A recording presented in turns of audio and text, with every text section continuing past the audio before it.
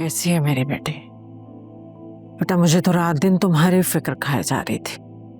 पता नहीं मेरी बेटी कैसी होगी कैसी नहीं।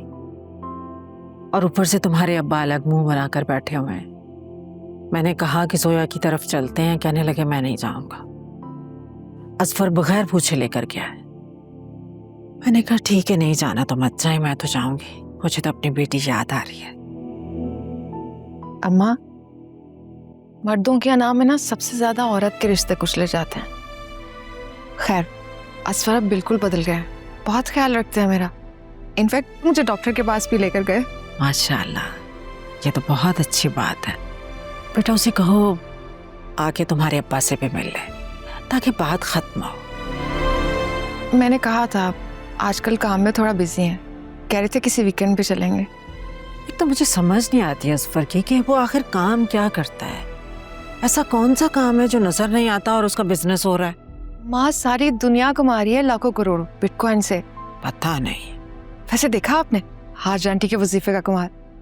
अल्लाह के कलाम में बहुत बरकत है, बस इंसान का ईमान मजबूत होना चाहिए, फिर कुदरत अपने मुर्जे तो दिखाती है। अम्मा, लेकिन मुझे लगता है इसकी बड़ी वजह मेरी दूसरी औलाद भी है। बड़े बूढ़े ठीक कहते हैं, औलाद मर्द के पाँव की बेड़ी होती है, बड़े बड़े सुधर जाते हैं। जी अम्मा, ठीक कहती हैं आप। मुझे तो यकीन ही नहीं होता ये पुराने वाले असफर है।